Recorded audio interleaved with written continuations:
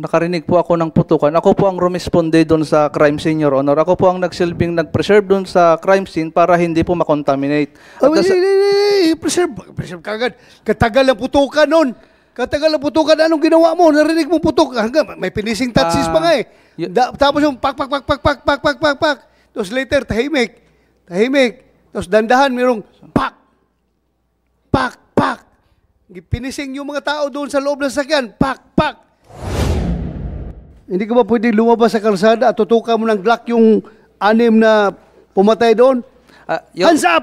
Pulis ito! Hindi mo pwede arestuhin yung 6. Ikaw lang mag-isa, Glock lang gamit mo. Your Honor. Taas ang kamay. Sayang nung pagkakataon. Sana hero kayo. Hero kayo kung nahuli ninyo yon. PMSG Nicolas Respicio, Your Honor. Ha? PMSG Nicolas Respicio, Your Honor. How old are you? 36 years old, Your Honor. Saan ka assign?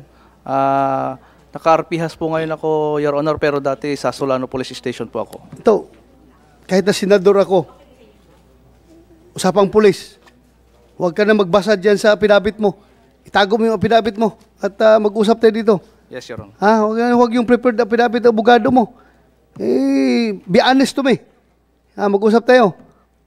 Nandoon ka sa crime scene nung nangyari. How far were you sa crime scene? Your Honor, kung estimated meters po ng bahay sa may checkpoint, less than 100 meters. Kasi po yung bahay po namin sa baba po ng highway. Kung nasa labas po ng bahay, hindi po makikita yung mga location ng crime scene kasi po yung highway mataas po. Ka-level po ng highway yung bubong ng bahay namin kaya hindi po makikita yung area. Kakailanganin pa pong umakyat doon sa may hagdan para makita yung highway po. Okay. Pero alam mo na may checkpoint. Your Honor, nung chinek ko po kung may army kasi po sabi nung mother-in-law ko. Hindi, tanong ko. Alam mo, may nag-checkpoint doon malapit sa bahay mo. Your Honor, wala pong nangyaring checkpoint that time nung chinek ko po dahil andun lang po sila sa may gilid. Kinakausap po ng barangay Purok President, Your Honor. Kaya nung nakita ko po na kinakausap nila, nag-assume po ako, nakakilala niya yung tatlong kinakausap po. Kaya pumasok po ako sa loob ng bahay, Your Honor. So, nakita mo nag-usap sila?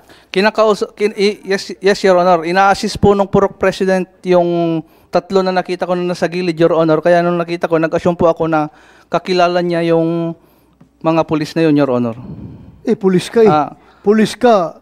Wala, hindi ka nagdududa na bakit naka-uniform ito, nag-checkpoint tapos ang sasakyan Mitsubishi Adventure. Your Honor, yung sasakyan po nila, Your Honor, hindi po nakikita. May naaninag po na sasakyan doon pero hindi po makita dahil palikong yung highway po, nandun po sa may palikong area yung mga sasakyan. Bale, nung tinignan ko po yung mga tatlong andun sa gilid, based on their armaments, Your Honor, yung best po, katulad po ng mga issue na ginagamit ng pulis. Kaya hindi po ako nagduda na sila nga po ay nagpapanggap na pulis, Your Honor. Saan ka ba assign? That time, Your Honor, I was assigned Solano Police Station, Your Honor. Solano Police Station. Solano? Yes, Your Honor. So, yung bahay mo, hindi sakop sa area ng Solano? Hindi, Your Honor. Residente po ako doon sa may Kinakaw, Bagabag, Your Honor. Doon po ako nakatira. Bagabag? Yes, Your Honor. So kahit na hindi yun area of responsibility mo, sa ngalan na police ka, you are a police of the Republic of the Philippines. You are a police of the Philippine National Police. Hindi ka dapat madidelimit yung inyong pagiging police doon lang sa area mo. Kahit saan ka, basta within the jurisdiction of the Republic of the Philippines, you can exercise your duty as a policeman. Di ba? Yes, Your Honor. Actually po, Your Honor, nung nakarinig po ako ng putukan, ako po ang rumisponde doon sa crime scene, Your Honor. Ako po ang nagsilbing nag-preserve doon sa crime scene para hindi po makontaminate. Preserve kagad. Katagal ang putukan nun. Anong ginawa mo? Narinig mo putok. Hanggang may finishing touches pa nga eh. Tapos yung pak. Tapos later, tahimik. Tapos dandahan, mayroong pak, pak, pak. Pinising yung mga tao doon sa loob ng sasakyan, pak, pak. Yung initial salvo pa lang, anong ginawa mo? Your Honor, nung narinig ko po yung putukan, bali tumakbo po ako palabas ng bahay. Nung pagdating ko po sa may hagdanan, nakita ko po yung family ko na andun pala naglalaro yung mga bata. Kaya inisip ko po, isipti ko po sila para hindi po tamaan ng mga ligaw na bala. Pag nung na-safety na po sila, pumunta po ako, nag-proceed po ako doon sa area at inassess ko po yung crime scene. Nakita ko po na masyadong brutal yung ginawa. Tapos papatakbo po yung mga suspect. Kaya sa isip ko, hindi yun actual police operation. Kaya po tinawagan ko po kaagad yung concern station. At ang naidial ko po is Police Captain Biado, Your Honor. Anong sabi mo doon kay Captain Biado?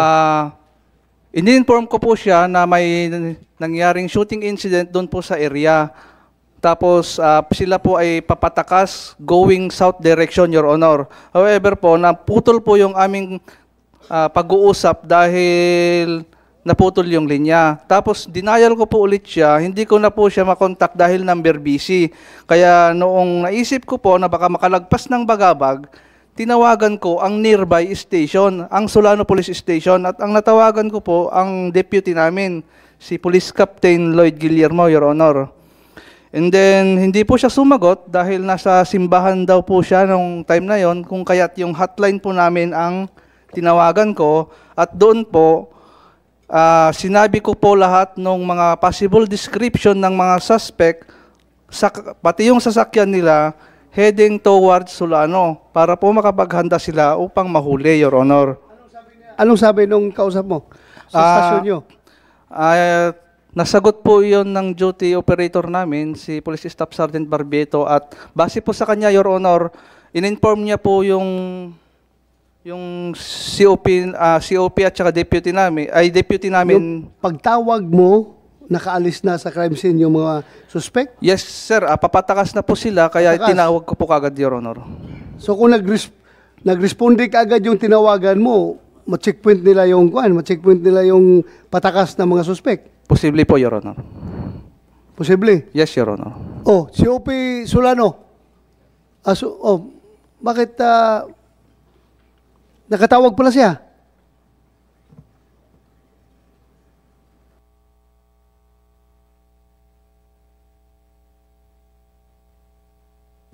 Good afternoon, sir. Sir, bali ang nag-inform sa akin, sir, is yung PITOC, sir. Actually, yung hotline yung nag-inform sa akin, sir. Kasi yung hotline yung tinawagan niya, sir. Bali, kan naman, sir, yung PITOC namin, sir, siya yung nag-disseminate na may nangyayaring ambush. Province, Yes, PITOC, sir. Provincial Yes, sir. Tactical PITOC, sir. Operation Yes, Center. sir. So, sino yung natawagan mo, Kwan? Sino yung natawagan mo pala? Sabi mo, natawagan mo yung radio operator nyo doon sa Kwan. Ano pangalan ng radio operator? Police Staff Sergeant Ariel Barbieto, Your Honor. Barbrito? Barbieto, Your Honor. Oh, hindi ka sinabihan ni Staff Sergeant Barbieto? Tabi na kayo dyan. Doon ka na umupo. Yan, upo ka dyan na, Chief. Hindi ka sinabihan ng radio operator mo na, sir, may tawag si Sergeant Kuan, sir, nandun mismo sa crime scene na ganito, ganon. Hindi ka sinabihan? Sinabihan naman po, sir. Pero yung una niyang tinawagan kasi, sir, is yung provincial, sir, bago ako, sir. Para at least i-disseminate sa mga nearby units na may nangyayari ng ambush, sir. So, na-alerto naman actually dahil kay Sergeant Respicio, na-alerto naman po lahat ng units sa Nueva Vizcaya. So, yun po, nalaman namin na may nangyayaring ambush na po sa area sa Bagabag po. Yun nga lang, yung nag-responde mo, nakasalubong yung biktima, ay yung suspects, hindi naharang. Pero dapat nag-checkpoint kayo doon banda sana para naharang yun. Aside sa mag-respond sa crime scene, meron kayong dapat checkpoint na nilagay. Yes, sir. Nag-conduct naman po ng checkpoint yung Solano. Considering lang kasi na yung urban center po kasi yung area namin, commercial center po ng Nueva Vizcaya. Marami po kasi siyang lusutan actually, sir. So initially po, sir, yung pinakamalapit na checkpoint area, yun po yung pinagkandakan namin ng checkpoint, sir. And considering po kasi na Sunday po kasi noon, sir, tapos karamihan ng dismissal kasi actually ng mga simbahan noon, sir, is 9 to 10, sir. So, karamihan ng mga pulis natin doon, sir, is na-deploy sa mga simbahan ng panahon na yun, sir, anticipating yung paglabas ng mga tao. So, nung nagkaroon po ng tawag na ganun, sir, yung pinakamalapit na pwede naming pag-establishan ng checkpoint, yun na po yung nag-establishan namin, sir. Hindi man dapat meron kang, di ba, meron kang, ang tawag niyan, quick response force na naka-standby palagi. Is-open natin yan eh. Meron kang pwersa doon sa estasyon, makapag-responde pag may emergency. Aside sa mga nakadeploy sa mga simbahan, sa mga usual, routinary deployment natin, meron tayong alert team, di ba? Chief of police din ako ng munisipyo eh. May alert team ako naka-standby doon pag makareact kagad pag may tawag. Wala kang alert team na naka-standby? Meron po, sir. Yun po yung nag-checkpoint, sir, actually. Ay, hindi na yun alert team. Nag-checkpoint sila. Yes, O sir. bakit hindi nila nag-checkpoint sila, nahuli? sir. Yun nga, sir, maraming labasan naman po kasi yung area namin, sir. Sayang nung pagkakataon. Sana hero kayo. Hero kayo kung nahuli ninyo yon. Yes. Mr. Police Major Anthony Ayungo, sir. Hindi ka apari, hindi siya apari. Saan No kayo? po, sir. Sa Solano Police Station po ako, sir. Yes, sir. Mali yung name. So Solano. So Solano ang nag-act, Mr. Chairman. Hindi provincial ang nag-act. Sayang. Kasi after Solano ba, outside of the province na o nasa loob pa rin ng province? Kung nakalusot dun sa checkpoint ninyo sa Solano, kasi sabi mo maraming labasan, Yes, sir. province territory pa rin, di ba? Nueva Vizcaya pa rin. Yes, sir. Opo, sir. Wala nang ibang kumilos sa province? Meron naman po, At the sir. province level? May, sir, pasa ko na lang po kay Provincial Director namin, sir. Sayang, kasi kung ano talaga. Teka muna, ano ba rank nyo, sir? Police Major po, sir. Major, Major. Ba't alam nyo yung hinahanap nyo? Si Sergeant Respicio was able to relay anong vehicle? Wala, hindi niya nasabi. Yung initial po kasi, sir, actually is nagkaroon ng ambush. So, Kaya na. What are we nagkaroon na po looking ng- for? Anong sasakyan ang hinahanap natin? Walang To information follow na ganun. po kasi nangyari yun, sir. Ha? Late na, to follow na kasi ng Oo nga. pagpasa ng information about sa vehicle, sir. Yung description ng vehicle, late na po kasi naipasa sa amin, sir. Sige, okay. Kaya ako tinatanong. Sige, Colonel. Yes, sir. Good afternoon, sir. Sir, the report was sent to me. I received it mga 10 o'clock na, sir, ng umaga. So it happens between 9:10 to 9:20 yata yun, yung ambush. So nung na-receive ko yung report, I asked the SDO, yung SDO ang tumawag sa akin, yung staff duty officer. Sabi niya, sir, mayroon tayong shooting incident. Sabi ko, saan nangyari? Saglit, sir, kukunin ko lang yung tapos i-inform kita. Sinantay ko. So tumawag ulit. Sabi siya, 6 ang patay, sir. So nabigla ako, sir. So sabi ko, activate mo yung dragnet. Sabi, sir, activated na, sir. So lahat ng station, nag-conduct sila ng checkpoint. Ang resulta nga, kaya nga hindi nakalabas ng Bayombong dahil sa mga checkpoint. So ang ginawa is pumasok sa loob. Ang una pang report doon sa sasakyan na ginamit is pumasok siya ng Ifugao, papasok ng, meron kasi papuntang Ifugao, sir, papuntang Manila. So ang report is pumasok dito, then pumasok sa, kasi ang lamot natawagan na rin, kaya na-block na rin ang lamot. So pumasok dito. So ang ginawa nitong mga inner municipality, nag-set up sila ng checkpoint doon sa loob. So lahat na-concentrate sa loob. So hindi siya nakalabas, pero nung chinek namin yung CCTV, yung report is mali. Dumaan sa Maharlika Highway mismo. Ang lang doon is hindi siya makalabas. So ang ginawa, pumasok na sa bandang Solano. So hindi rin namin alam kasi walang CCTV sa mga areas na dinaanan kung pumasok pa ng Villaverde doon sa looban, sir. So nag-set up ng dragnet, sir. May checkpoint naman talaga. Kaya hindi nakalabas ng Bayombong. Kasi isa lang din naman yung labasan ng Bayombong. Isa din yung pasukan ng Bagabag, papuntang Isabela. Tapos yung palabas ng Ifugao. So lahat po yan, sir. Na-activate po yung dragnet. Tinawagan ko yung PMFC. Nag-form sila ng team para mag-search doon sa vehicle na sinasabi. Wala, kahit ano ang gawin ninyo, basta delayed ang reaction, wala pa rin. Kahit Yes, gaano sir. kagandang dragnet mo dyan, time is of the essence pagdating sa quick response. Kung binilisan sana ninyo, mas maganda talaga sana. Talagang nakuha nyo yun. About yung pagsunog, wala nakapag-report sa inyo. May sinunog sa sakyan dito? Na-report na yun, sir, mga 4 o'clock na, sir, nung tumawag sa akin. Hapon na? Umaga, sir. Umaga, sir. Umaga? Following day na? Yes, sir. So, ano yung So, ang description ng lugar na sinunugan? Wala nasa, tao? nasa, ano, sir? Nasa may palayan, sir. Palayan? Yes, Walang sir. tao? Malayo sa bahay? Likod ng school, sir. Walang tao sa school, sir. Anong taon, sir? Anong taon yan? Saan yung nasunog na vehicle? Sa Solano pa rin, sir. Yes, sir. So, ang tingin ko dyan, dahil hindi na makalabas yung sasakyan, sinacrifice na lang na sinunog, sir. Kaya, balikan kita. Yes. Solano, naka-put up ng checkpoint. Province, naka-put up ng checkpoint. Tapos, nahanap natin yung sunog na sasakyan sa Solano pa rin. Yeah, pero interior part of Solano? Interior part, yung barangay na yun? Interior po, sir. Sa malapit na sa bandang paakyat na ng bundok, sir. Udyawan, sir. Okay, thank you. At least, yan, and then yan yung vehicle ni na natitrace natin kay...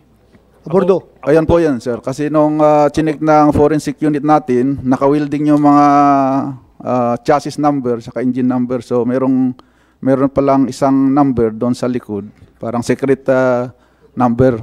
So, hindi nila alam na meron pa palang number doon. So, yun yung nagturo kung kanino yung sasakyan na yun. Handaan talaga. Pinaghandaan. So, how many minutes nung narinig mo ng putukan, saka ka nakapagtawag ng responde? Your Honor, katatapos lang po ng putukan yun dahil nung nakita ko po, papatakas na po sila sa, pasakay po sila doon sa may sasakyan. Hindi mo ako katagal nung putukan, katagal, may mga finishing pa eh.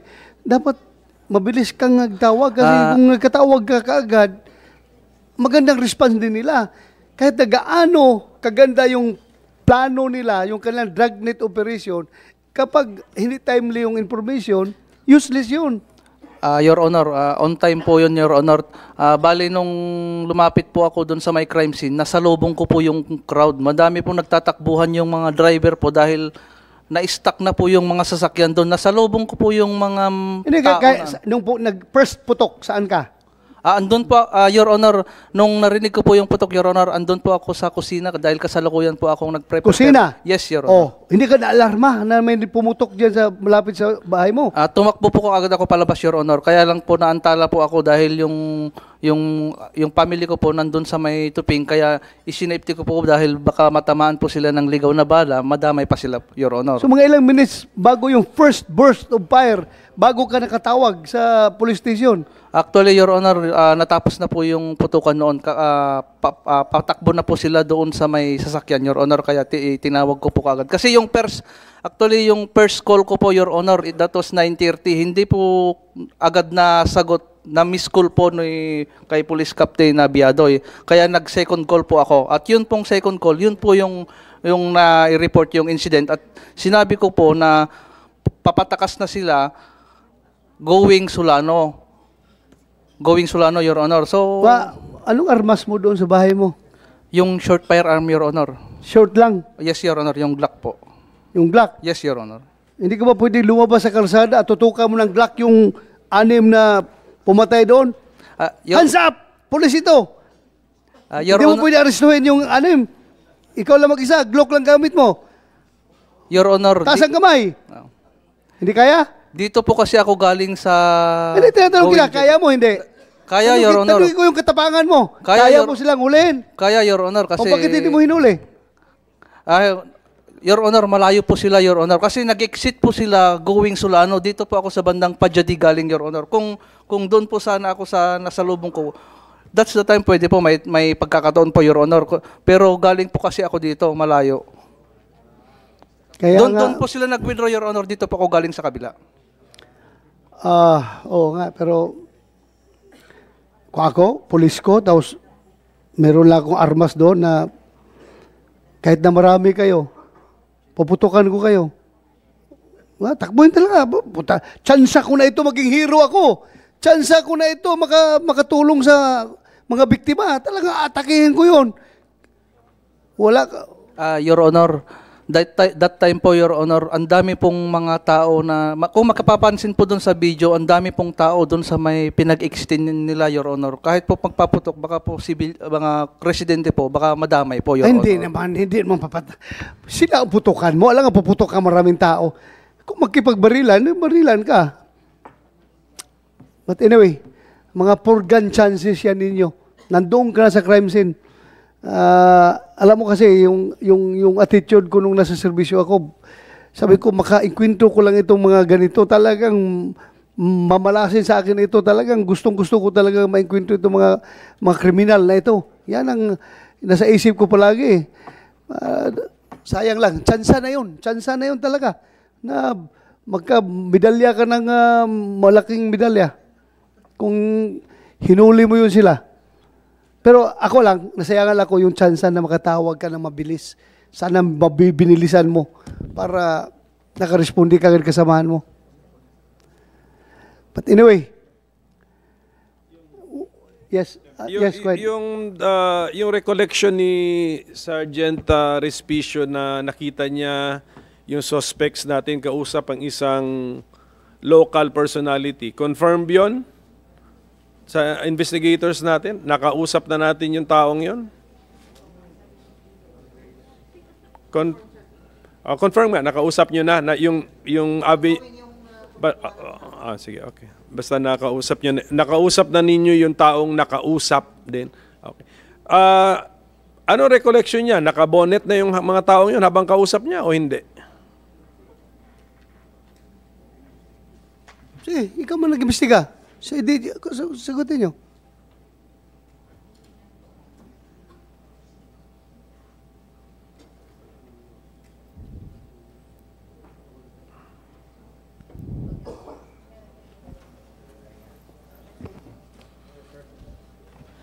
Yes, sir. According to him, sir, hindi pa nakabonet yung isa, sir. Nakabulsa pa lang yung bonnet nung tumutulong siya.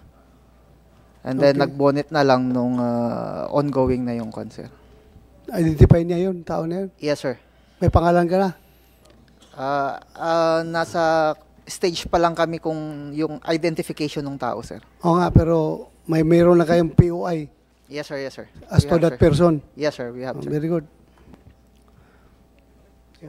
Sige, Mr. Chairman, gaya nung sinabi ko kanina, we are seeing progress and Yeah, may we wish progression. we wish our investigators all the best, Mr. Chairman. Yeah, we wish you all the best. Alam ko yung pinaghirapan ninyo yan. So, fight lang, ha? Fight lang. Arde, kung anong kailangan lang, suportahan mo, ha? Anong mga support na kailangan para matapos itong kaso na ito. So, nakita mo yung purgan opportunity mo. Sayang. Sayang. But anyway, ako rin, the same din ang gagawin ko. Kapag nakarinig ko ng putok, una ko talaga i-secure mga anak ko. Kung nasaan na kayo, putukan niya malapit sa bahay mo eh. Talagang normal instinct natin as father, i-secure yung mga anak natin na nasa labas. Then saka ka nakatawag. Pero dapat binilisan mo yung tawag para wala ka man kayang connection doon sa mga perpetrators. Your Honor, malinis po ang konsensya ko. Tsaka na alam po ng mga naging previous COPs ko ang Yan, ugali nakikita po, ko Your sa mata Honor. mo. Alam ko yung taong nagsinungaling at yung taong nagsasalita galing sa puso. Sigurado ako ikaw ay nagsasalita ng totoo. Satisfied ako sa mga sagot mo. Yes, Your Honor. Kahit na hindi Thank ka you, Your gumagamit ng affidavit mo, galing sa puso yung mga sagot mo eh. So, I can confirm. Ha? You consider me as an expert pagdating sa ganon, profiling ng pagsasabi ng tao, lalo na yung pulis magsasalita. Konfirmado ko na totoo yung sinasabi mo. Hindi kita hinahanapan ng traso dito. Nasasayangan lang ako sa oportunidad. Di ba? Oportunidad mo sana na makatulong doon sa mga biktima. Oportunidad na talaga yun, makatulong. At baka ma-spot promotion pa. I will ask PNP spot promotion ka kung nag-click yung tawag mo dahil mabilis yung reaction. Okay?